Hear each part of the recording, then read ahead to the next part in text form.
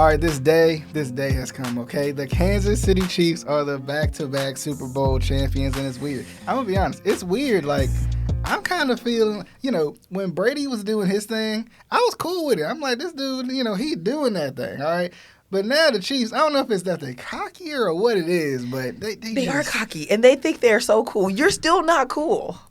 You're still not like Kermit the Frog and bitch your swag from somebody else, but that's just me. Hey. You feel me? I think I can't hold you with the Patriots. I think what it is after a while when people start winning and they do get a target on their back, right? So at one point the Patriots did start to get on my nerves too, but Willie McGinnis was my boo, so. Yeah, and I feel like too, like, kind of like you said, the Chiefs were the lovable underdogs for a little bit, and then they kind of surpassed that, and they became, kind of like the hunted now. So, and speaking of winning, real quick before we get into it, welcome into the Keep Prowling podcast. I'm your host, DJ Beal, and I got Charity Bailey over here. Hello. We ready to talk about this, okay? We ready, all right? We excited, I'm more annoyed with the Chiefs. On today, Listen, we did not do this on purpose. He tried to call me out when I walked in here too. And I'm like, sir, you have on this like cream beige, yellowish looking thing. So between the two of us, we kind of look like the Super Bowl Sunday teams. We planned it, Yeah. So obviously playing, right? So, Super Bowl. Yeah. Well, that's what jump right into it. So, the Chiefs win, what was it, 23, 25? It was something very 25, close. 22, I'm tripping. 25. Breaking news. What is it? I declared that I was cheering for the Niners literally like an hour before the game started. Oh, wow. I know, you that's still big. Didn't know? You still didn't know who you were going to cheer for that at was the big. time? I was calling my friends. I was like, listen, if y'all don't win, don't talk to me. Because I need all this coverage to go away, all of this getting on my nerves to go away. Mm-hmm. I'm going to just not even name names because you know what I'm talking about. And I just be annoyed with the mediocrity of it all. And then they lost. I was like, the one time I'm cheering for you guys. Like, because also they started talking about Brock Purdy and him being Mr. Irrelevant.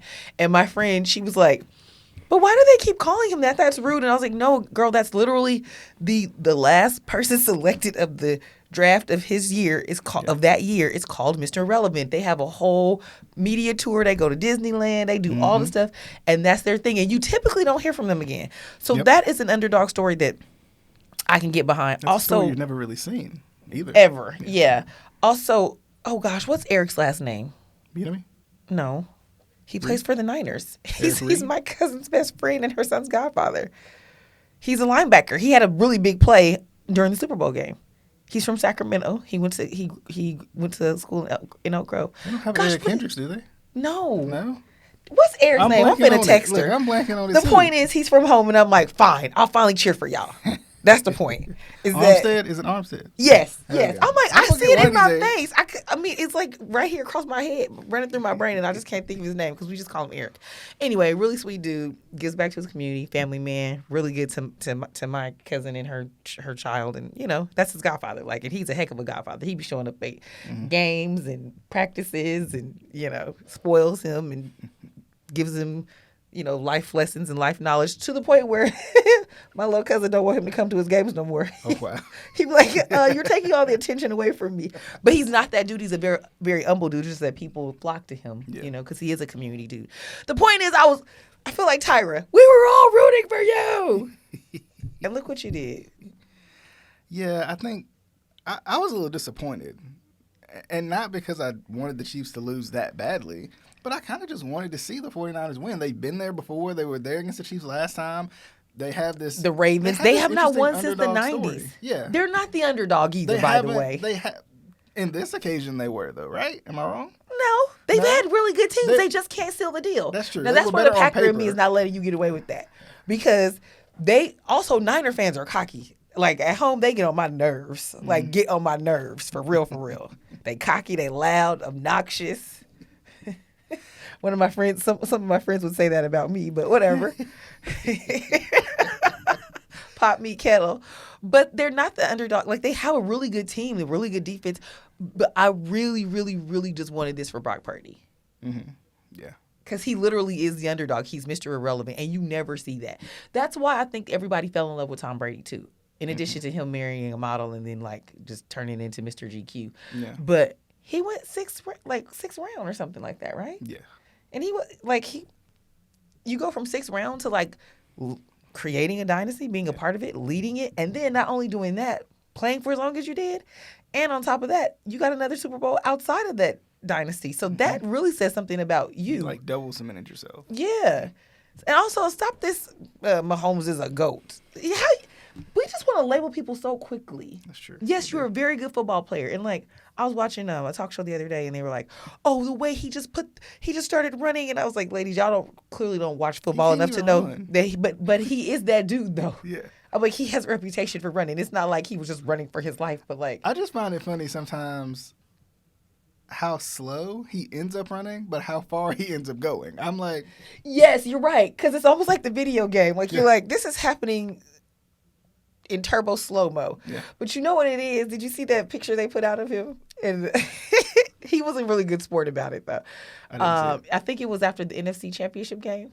He was in the locker room and he had his shirt off. Mm-hmm. And so he tweeted it. He was like, "Yo, ESPN, why y'all have to put my dad bod out there?" And then people in the comments were like, "You mean to tell me all this time I could have been a quarterback like in the NFL?" No, you couldn't have, because he's also really strong and like fit. He just doesn't have your typical, like, he doesn't have the I mean, he ain't DK Metcalf. He ain't right, Aaron or Cam Newton or any of those other. He ain't Tom Brady's body either. He's like I be eating snacks. I got little kids at home. He has like an average man's body, but he does not. He's way more athletic than an average man. Yeah.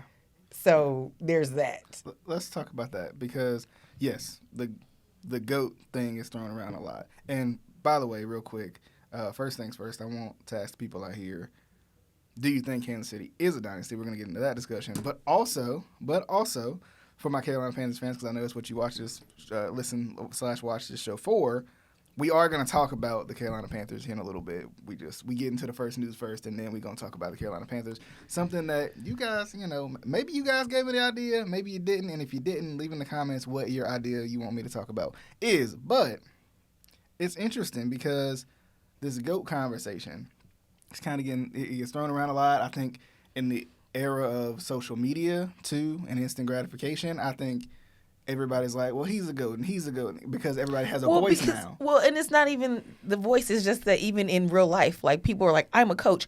You just got married, and you trying to coach people. You just entered the industry, and you trying to coach people. Like, it's this, like, I've done it for 2 seconds, and now I know. You don't. Mm-hmm.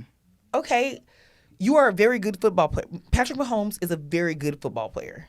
He has proven that he can get it done. And one of my friends had told me he's a Chiefs fan. He told me, he was like, I'm actually happy that the Packers beat us, because after that we started winning. Okay, so that gave you know who your quarterback is. You know who the team that you're dealing with in adversity. Got it.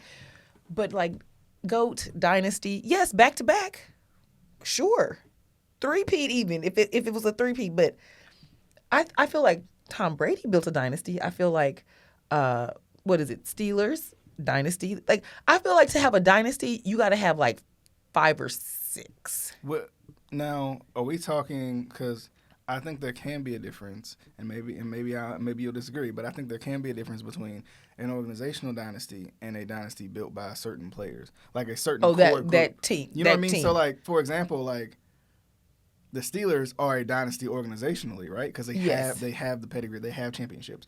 But I would say the Patriots are not a dynasty organizationally. They were a dynasty during that period of time. Yes, during that period of time with that core group of fellas. Mm-hmm. Yes, yeah, I agree. So I mean, I think it's interesting because I mean, I've always constituted a dynasty as 2 in a row because it is hard to do. 1 is hard to do. If that was the case, then the Niners would have been back all these times, because think about it. And this is why I know, because Niners fans get on my nerves, because every year they be talking about how they beat us only to lose.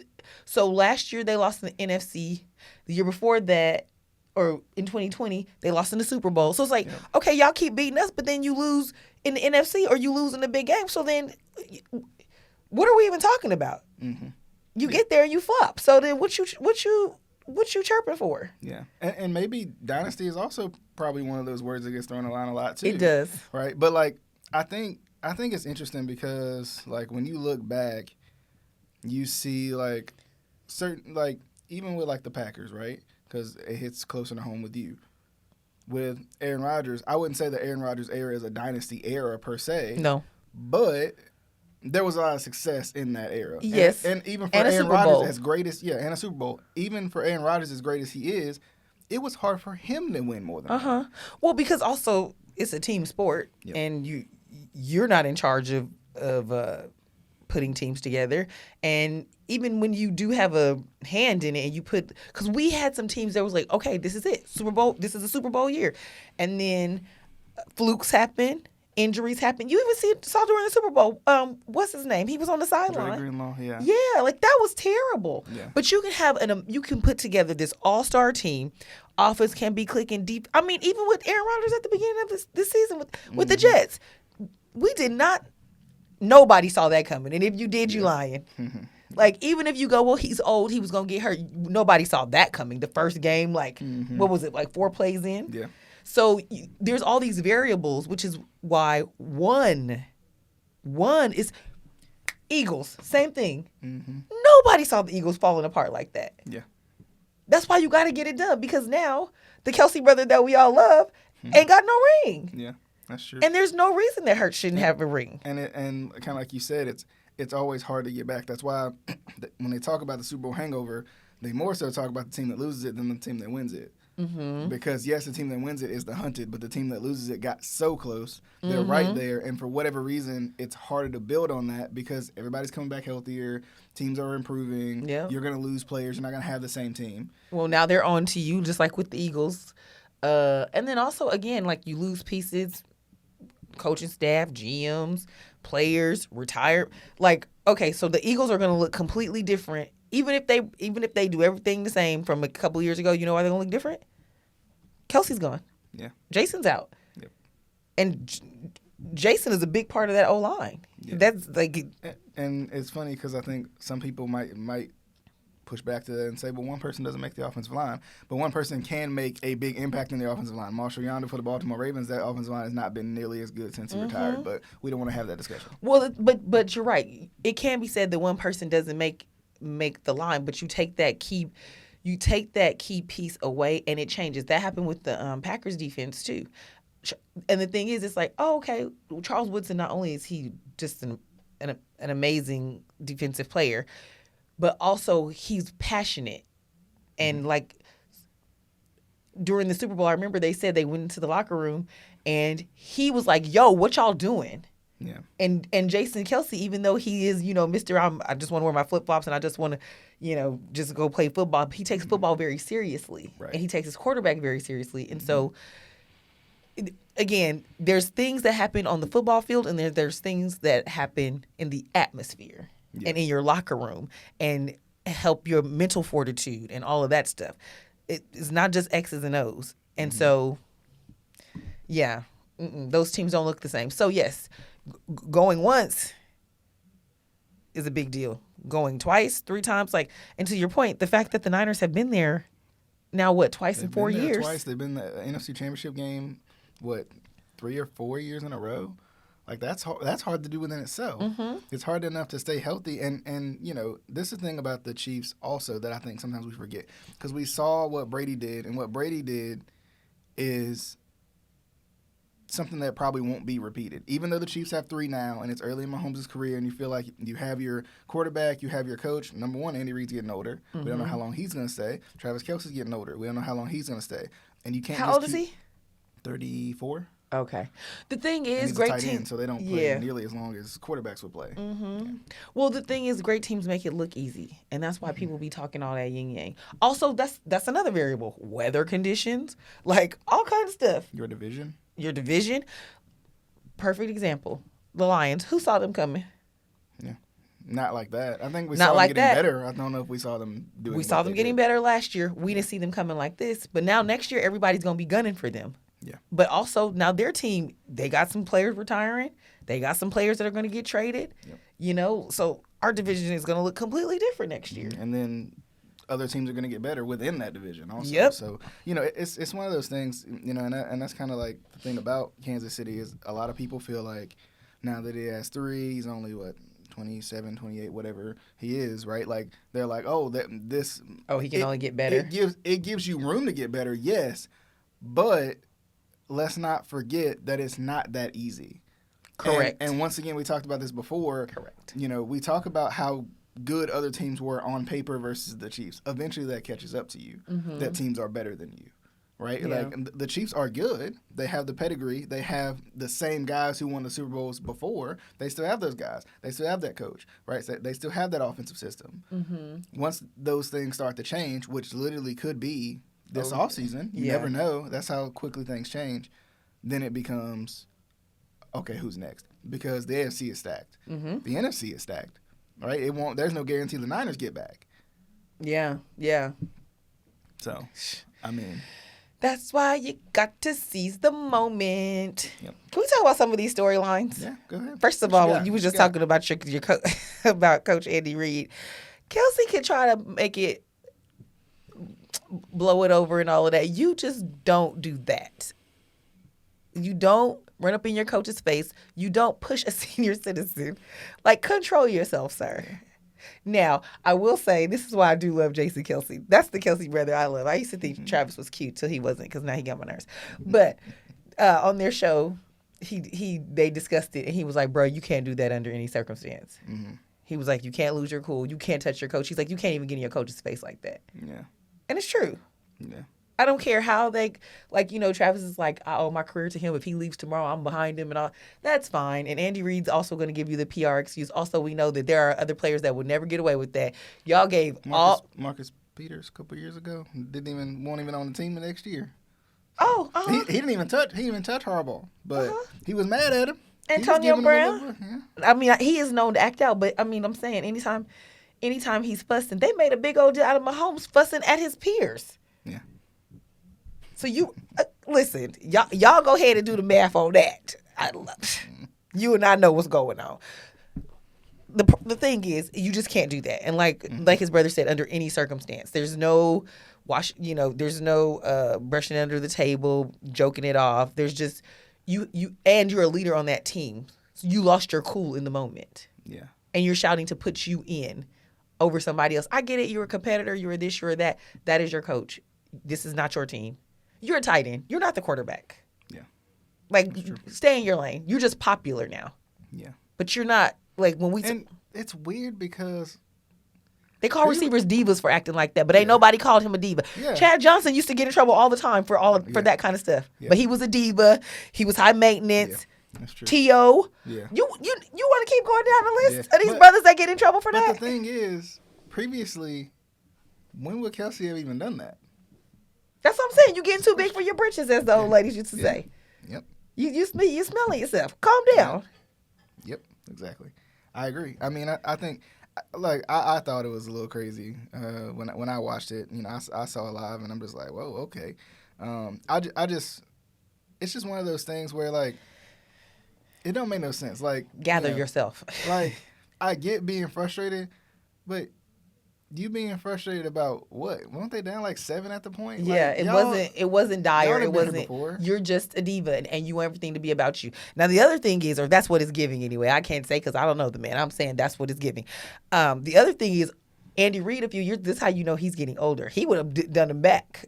Oh yeah. Back in the day, Andy Reid did not play that. He was one of them old school. I'll get in your face back. Mm-hmm. And then Jason did. They was laughing because he was like, if he hit me back, I would have just had to take that. But and the thing is, I watched it happen with my dad and my uncles. Like, these old school dudes that used to get in your face. Like, now they like, come on now, because I think that's also, that visual is what did it for some of us too. Is that he didn't rear back at him, not because I'm the coach and it's because he's an older guy now. Yeah. And you're 34 at your peak strength. Because again, 10 years ago, he would have got you back. Yeah. He didn't take that from T.O. and them. Yeah, I mean, yeah. Yeah. But also, there's another. Just listen. Okay, so there's that halftime show. Look, a lot of people said I didn't really like him. They stupid. Last year was better. No, it wasn't. I mean, I thought it was good. The halftime show was hitting bomb. Every move that I couldn't hit. We was screaming. We was at the concert. One of my friends said her son was like, asked her husband, "What's wrong with mommy?" Because he had never seen her act like that. Here's the thing. My Way came out, I want to say, my sophomore year of high school. We used to ride to school bumping that. This man has been at this almost 30 years. Mm-hmm. And these are the 30 years that we've seen. Because, there's the part of the game where you come in and before they even release you. Yep.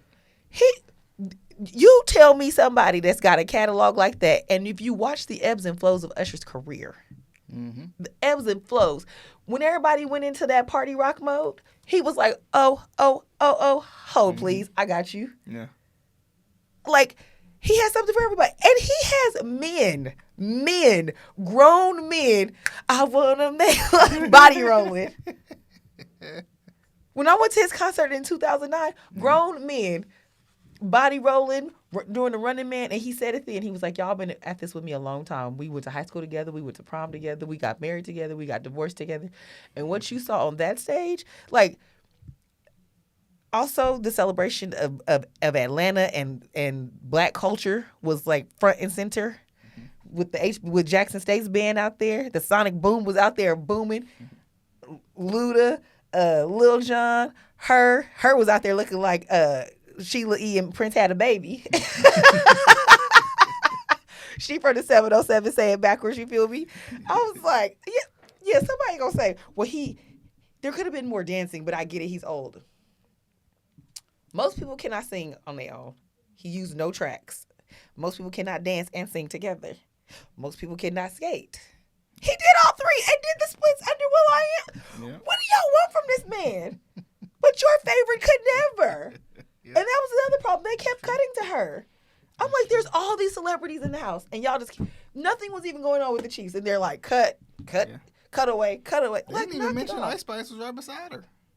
Well, that's the whole thing anyway. That's the publicity stuff because they only started hanging out after the racist boyfriend said something about her. I wish Ice Spice would stop letting her run her around like a little rag, whatever. The point is, and then Beyonce Chandler came and just dropped the country music in y'all face. What the announcers did say after the halftime, Verizon has a special surprise. I love that commercial because I feel like we always see Beyonce so buttoned up. Yeah. But it looked like she was having fun, and they were having fun. Yeah. And then Blue was like, forget all y'all, Daddy, take this picture. I love Blue because she keeps Jay-Z so humble. Everybody else is like, the greatest rapper alive is here. She'd be like, take this pic. That was not a good picture. Even the photographer, like he showed it, the photographer was like, yeah, she was like, do it again, run it back. Yep. The little baby twin had her little Barbie doll out there with the sign. She was like, I don't care about none of this. I love that for them. Yeah. They're just little girls, and that is their daddy at the end of the day. Yeah. Like, I think they are probably more impressed with their mom than they are their dad. With the dad, she be like, all right, you're just the dad. Everybody else can fall at your feet, not me. She'd be like, hold by my foot, you're daddy. That's funny. Take this picture. What else? What you got? Oh, gosh. Brittany Mahomes was on my nerves with her outfit, child. She thought she was a superstar. Did you see her outfit? I feel like she was low-key kind of hidden. She was, but, social shows it. Yeah. They didn't cut to her not once. Yeah. Not once. But she had all this red sequence. I was like, girl, you is not. This is football. What are you doing? They didn't show the Kardashians on the TV. You know something when they don't show them. Did you hear the rumor about Kanye West buying a suite? I did hear that. And that would be so Kanye. I don't know if it's true, but I was weak. I was like, of course, God. I feel like it's something he would do. It is so outlandish, and he's so outlandish that you have to believe it. But can you, like... Oh, he's a marketing genius. No, I'm saying, like, the rumor, that she hadn't put out. Can she do that? A, I don't think you can do that, and B, I don't think Kanye would stand for it. Yeah. Kanye would show his natural bored behind. You know he would. Yeah. He would have been on social. He would have been going live. They're putting me out. That's why I don't.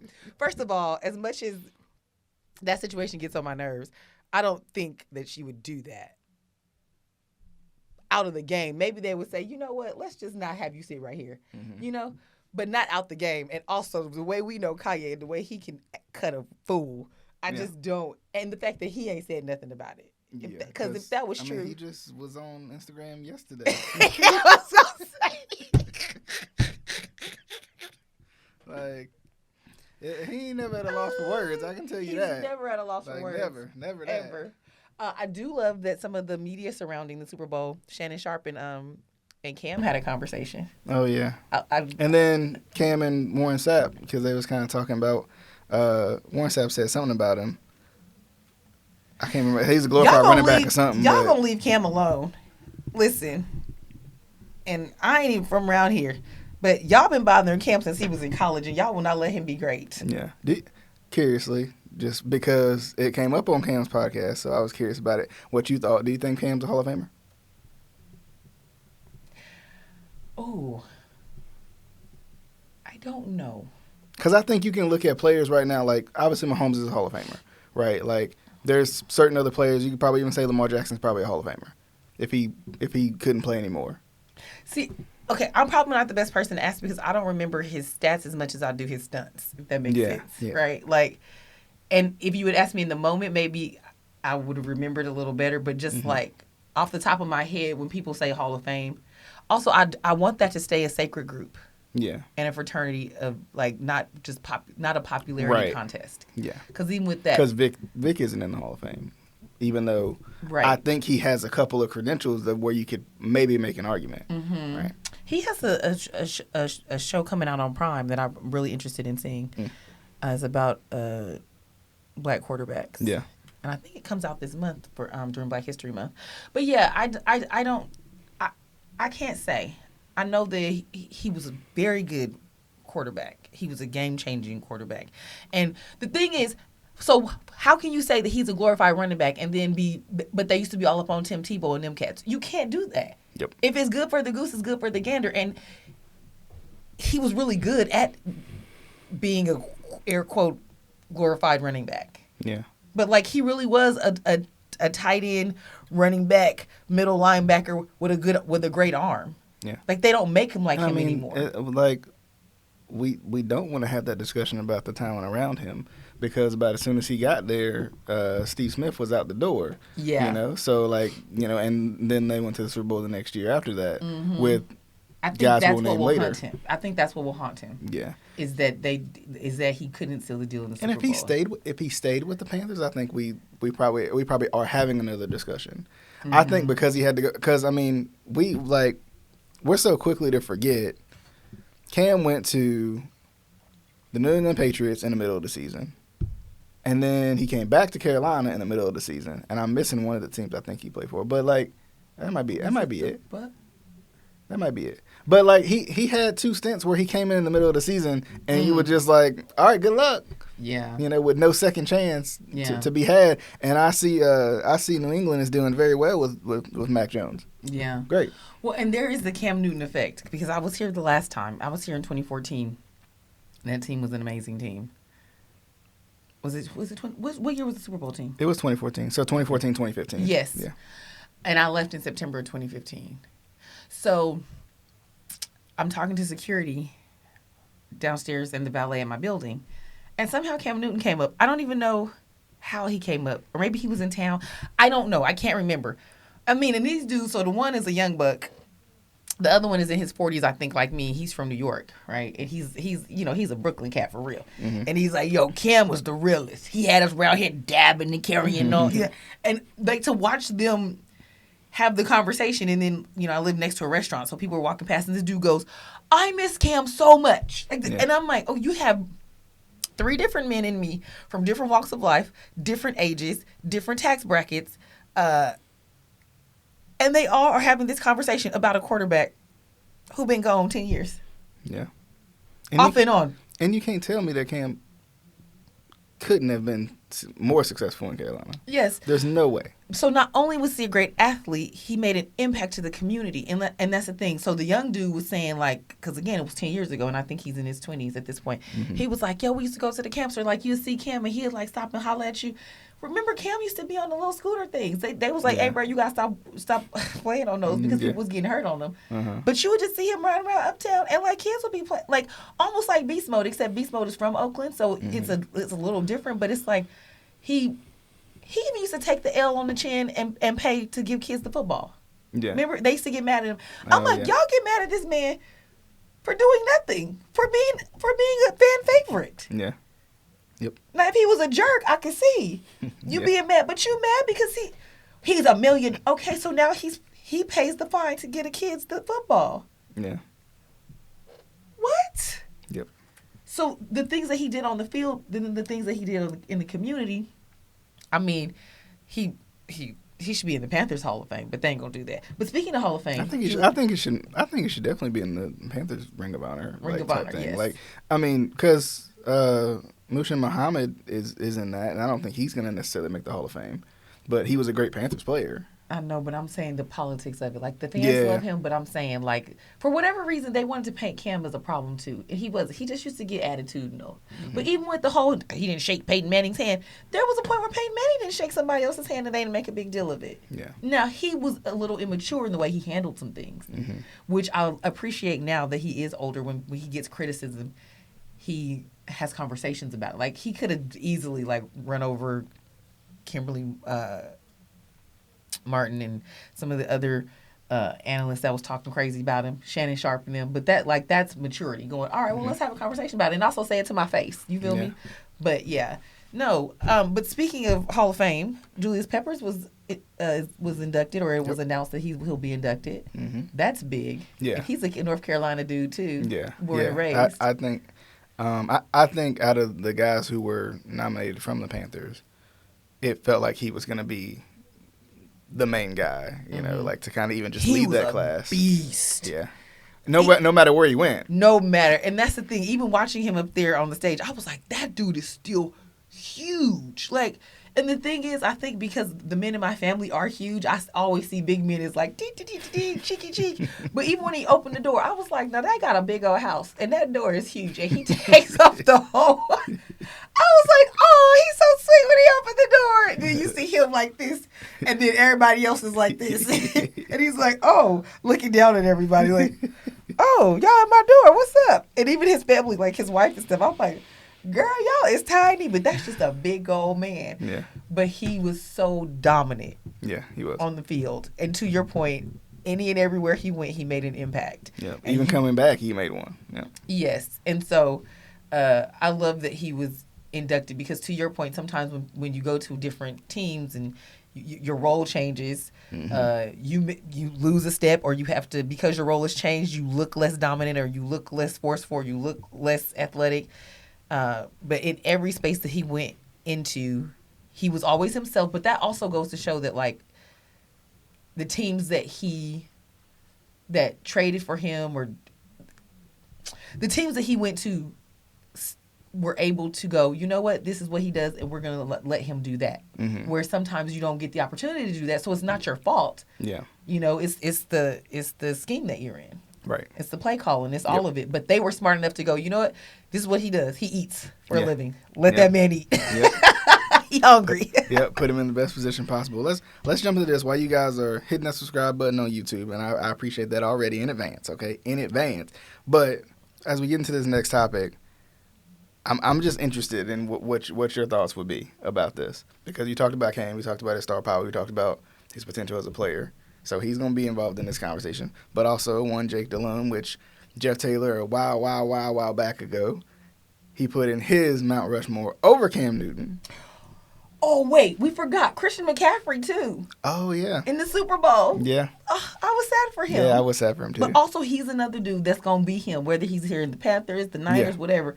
Like, yeah. CMC is the real deal. Yeah, for sure. He's everything everything you need in a running back right now. He is. He's that guy. Yeah, he brought that over here. Yeah, I was hoping he would win just because of that. Yeah, I agree.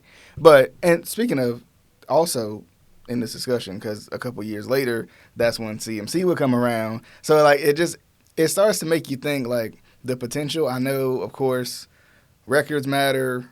The fact that, some injuries happen. That's why CMC comes to Carolina, because you have that draft pick. So, things can change.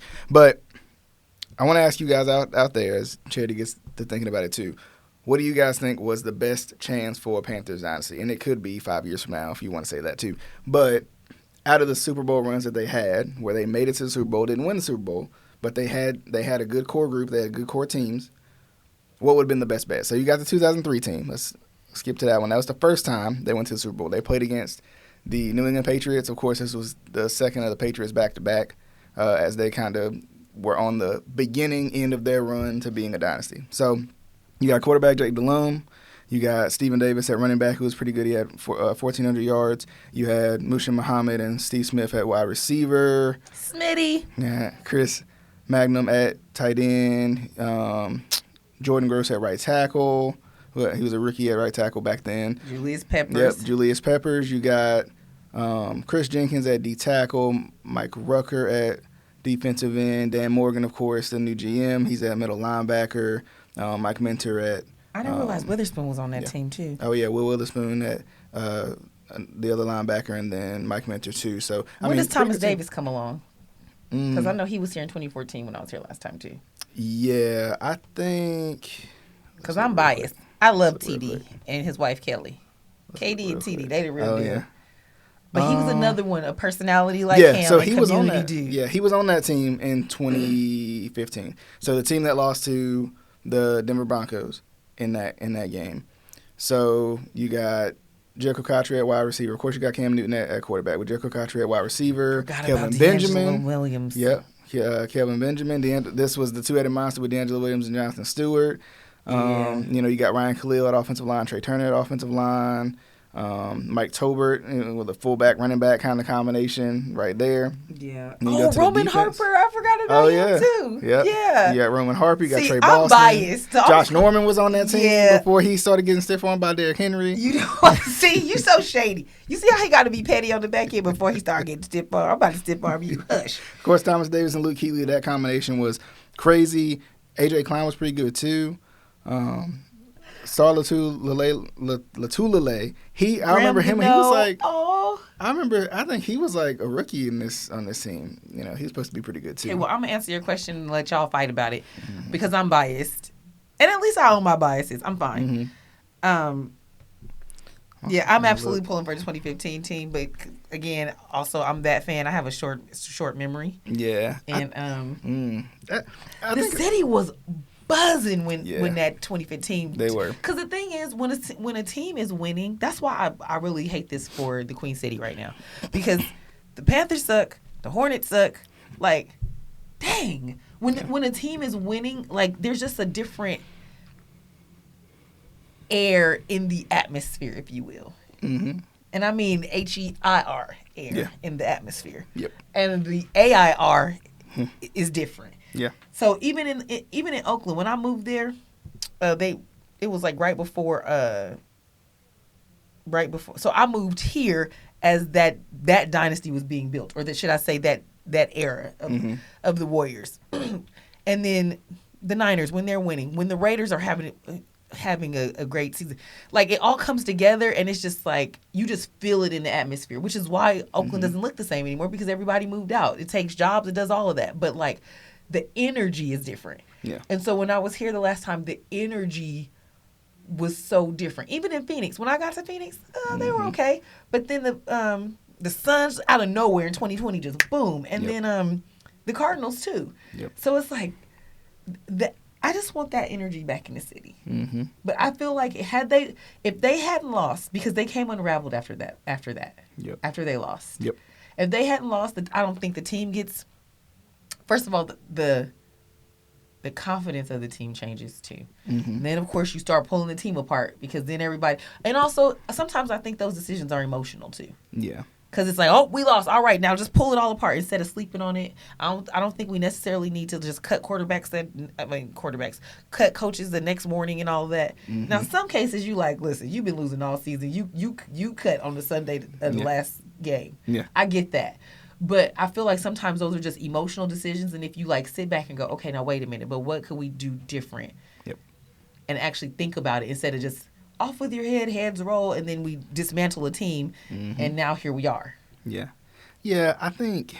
And people age. I get that. Like, TD can't play like that forever. That's why you got to capitalize on what you have in the moment. Yep, that's true. Yeah, and I think it's interesting because the 2003 team and obviously this is hypotheticals, you're fighting against that kind of Patriots dynasty. So you're going to probably face the Patriots a lot if you can. It's going to kind of be what the Niners and the Chiefs have been the past couple of years, right? Mm-hmm. Like they kind of been in like this constant battle for trying to get back. So if you, number one, I think if you beat New England, that changes New England's trajectory, right? If they don't win that second Super Bowl, it might be harder for them to get back. Yeah. Whereas they won that Super Bowl. So, it took them a little bit of time. They literally took some time off from it felt like making Super Bowls because it's hard to do, kind of like we said. And, it becomes kind of like, all right, this might be your moment. But then, like you said, that 2015 team, that was a special so talented. team. I mean, we just read it off. You talking about Hall of Famers. You talking about guys who were top in the league at their positions. That was a really good team. And if you look at 2015, so of course you got Seattle, right? You got Seattle in the middle of their kind of unraveling too. They're unraveling at this point. And they didn't have to be. That was a lot of ego. We found out later. Yeah. So question though. Mm-hmm. Do you feel like that 2003 team, mm-hmm. you said that perhaps the Patriots wouldn't have won that second Super Bowl. Do you think that they knocked the wind out of the Patriots in the sense that they lose confidence, or they knocked the wind out of them in the sense that now they're scrambling to reorganize to fix something? I think they're scrambling because I think when you lose a Super Bowl, kind of like looking at the Eagles, kind of like the 49ers stayed consistent, but they had to do a lot of things. They had to make a lot of changes in hope that they could get in hopes that they could get back to where they wanted to be. And it took years and years and years just to get. It took 2 or 3 seasons. Mm-hmm. Some of it was injury luck, also. Or the lack of injury luck for them. But I think if they beat that team, they kind of it makes the Patriots say, what happened? So is that what Kansas City has done well? Is that the years that they did lose, they didn't get all emotional and crazy and start just chopping the team up? Yeah, because they lost one of the 4 they've been in, right? They lost to Tom Brady, and they got blown out. Was the thing they didn't play well at all. They fixed exactly that their would have issue. been the year they should. That would have been that kind of knock the wind out of your sails year, right? And also heads should roll because of the way they lost. So what they did was they said, "Hey, we were right. We were right there." The biggest issue we had was this, and in that case, it was the offensive line. So they bring in Orlando Brown Jr., right? They shore up that offensive line because obviously, talent-wise, the Chiefs were fine. Mm-hmm. They had running backs. I think this was back when they had Kareem Hunt, if I'm not mistaken. Of course, they had Tyreek Hill. They got Travis Kelce, right? They have these young guys. McCole Hardman's still there. He's finding himself as a receiver. So, they had the talent. They had the coaching staff. They felt like they had the quarterback because, he had just came off an MVP season. So they're feeling good. And the irony of it, right, thinking about the Panthers in 2015, you're just coming off a MVP season. But I don't think they had the talent offensively to rebuild as quickly as Kansas City has had, right? Like Kansas City had back then. So, yeah, it's one of those things. Because, even looking at 2015 too, you think about the teams that were there. Of course, you got New England. They were still around. But also, Seattle, I think that Seattle's window had closed because they had just not ran the ball at the 1-yard line. Right, so their window had closed. You look at Atlanta. Atlanta was kind of a one and done type team. They made it. They had a kind of similar to the irony of them and the Panthers being in the same conversation. Very similar. They had that MVP season. They looked really good. They looked like a team who was going to take that next step, and then they just didn't, and they never got back. Of course, you got. When you're looking at Philadelphia was kind of an outlier, right? Because Carson Wentz gets hurt. Nick Foles comes in. Yeah. And then, kill the Panthers at full strength, come back and beat them? Yes, they could. Because talent-wise, they're the better team. It was just they're gonna have to come back from the devastating loss of the Super Bowl. So then, what do the Panthers do now? So what do they do now? I think you said 5 years from now, could they be a dynasty? 5 years from now. Maybe I'm just short-sighted because I'm like, I don't see it. I ain't got no lenses in my glasses. Maybe I can't see right. I just suggested that maybe you all out there, okay? So that was a rhetorical question, not a bold statement. It wasn't. No, this isn't Unless a bold. Unless it happens, then he gonna be like, I said it on my podcast. Back 5 years ago, I said, it's gonna be me. Yep. It's going to be me. I'm just going to be honest with y'all. Be like, remember when I said I called it? I would get a text message. I don't know where in the world I would be. I'm just going to get a text message. I called it. All right, but DJ. You said, what do they have to do now? Uh-huh. It starts with building the team. Right now, this team is just not built to even compete. You know, there's a lot of teams out there that's built to compete. Right now. And right the now AFC it just looks like a dismantled mess. Yeah. Even you know, with some teams, this is the problem that I'm having, is that with some teams, you know exactly what needs to be fixed, and then you fix it, and then you go, okay, I'm ready to give this a try. I feel like so much needs to be fixed with this organization that, like, even as the teams are coming together, it still just looks like other teams. It looks like organized or controlled chaos. This still just looks dismantled and chaotic, even though the GM is in place, the coach is in place, you know, and we hope that they're going to make the right decisions to put the pieces together on the field so that the puzzle is complete. Kind of in place. But it's still I guess that's the problem. Well, I just answered my own question. There you go. That's the problem, because I be looking at the comments. Y'all think I'll be looking at the comments just because I don't respond to y'all. But everybody's like, it doesn't matter. It's they be on his neck too. Even when Julius Peppers, you know, came by the facility and they was all celebrating, they was like, he Tepper shouldn't be there. Why is Tepper there? I'm like, y'all just don't like that man. Yeah. And I guess that's what it is. Huh? Can I draw a parallel real quick as we wrap up? Can I draw a parallel? So think about the Rams when they had the number 1 overall pick, right? Oh gosh, what year was that? So that was when they drafted Jared Goff. Okay. Before making the Super Bowl a couple years later, right? They made that Super Bowl back in, 2020. And I think they drafted him in 2018 because he wasn't in Lamar Jackson's class. Yeah, but also why did they win that Super Bowl? Because they put places in peace in the mid-season when they picked up OBJ. No, not that one. That's the Matt Stafford one. Oh, okay. I'm thinking about the one before that they lost. 2020. Am I wrong about that one? 2020. Oh, I'm looking at I'm looking at San Francisco. This one. The one they lost to New England, 13-3. When they had Jared Goff. I was going to say they won. Yeah, okay, yeah. Okay. So the reason I draw a parallel is not because I want the Panthers to get to the Super Bowl and lose. Why they got to lose? See, I'm saying. He be taking shots at y'all. Y'all allow it. I'm saying that's not what I want. I'm saying I'm drawing a parallel because you get the number 1 overall pick. There's promise, but it's still a little foggy that first year because that's how most rookie seasons go, right? But then they started grabbing some pieces, putting some pieces around them, and now they become a team that can get to the Super Bowl. They get their young hotshot offensive coach, Sean McVay, and then there you go. Now, I'm not saying Dave Canales is Sean McVay. We'll see. Could be. Could not be. We'll see, right? But it just makes you think, like, you know, it's going to, you know, the hard part about it is it's going to take time, and we don't like to wait no longer than 2 seconds because I'm already hungry and ready for lunch. So how much time is it going to take? Or how much time? Okay, actually, this is twofold because I know we're wrapping up. How much time is it going to take? How much time are fans willing to give it? Because those are two different questions. Fans are willing to give it. It should have happened last year and the year before and the year after that. Now, how much time is it going to take?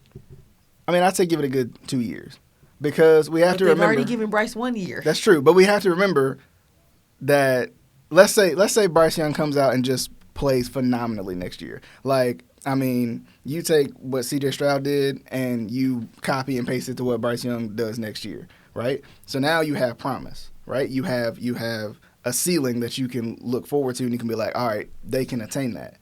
But let's say the team overall doesn't do as well. They lose a couple, like, think about, who was it? What's the team I'm thinking of? The Raiders, maybe, where they were playing well, but they just lost games close at the end, like that at the end every time. But they're this close. Then the year after that, you get better because you didn't have a first round pick this offseason, right? So you have picks that you can turn into players. You have free agency that you can turn into players again, and then you're looking at playoff berths and winning the division and all that. I think it could take another 2 years. So I mean this season they can be competing for the division, but maybe not win it.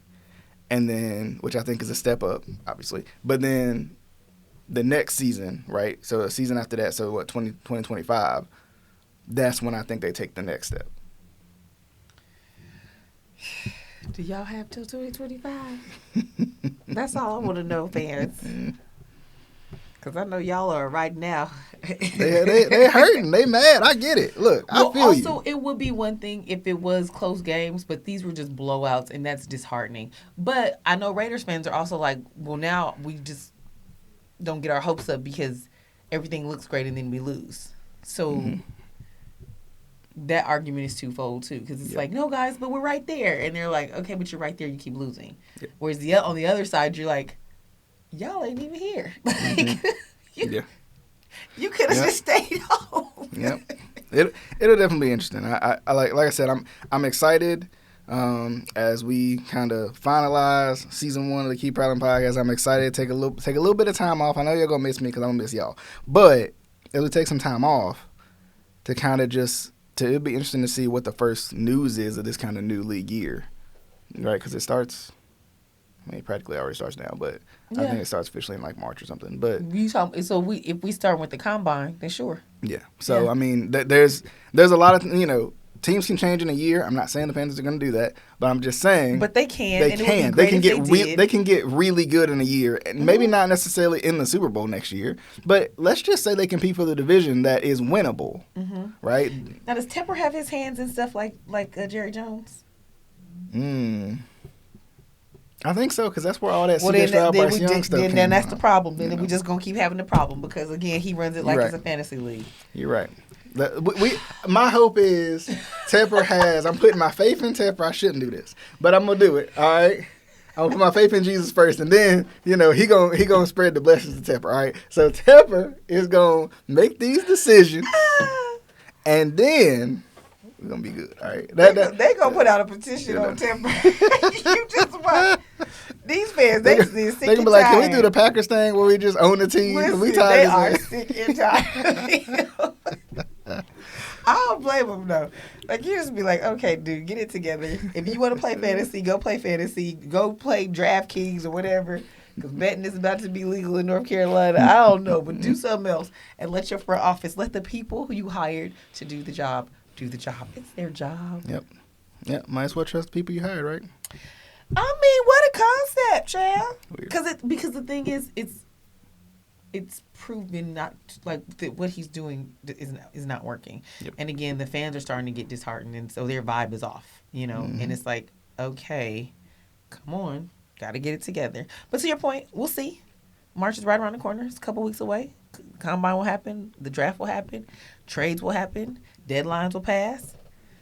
And before you know, we'll be back to spring training camp. And it's supposed to be here this way now, right? I think so, yeah. Spring training and training camp. And just like that, another season will be right there. Knocking. Yep. But, Charity, I thank you again. Congratulations on your first season. Yeah, I know. Look at that. Look at that. We done had so many guests and it's been a lot of fun, a lot of laughs. Season 2 going to be that much better. Right? Maybe it's DJ's fault, y'all. Yeah, I saw the podcast and then boom. Yep. I can't take that blame, okay? It's not my fault. Don't make me no mind. I'm just talking loud. That's all. But, all right. Well, thanks for having me. This has been fun. Of course. And as always, Keep Prowling Podcast on all major podcasting platforms. We'll see you guys on the next episode of just that, the Keep Prowling Podcast. Holla.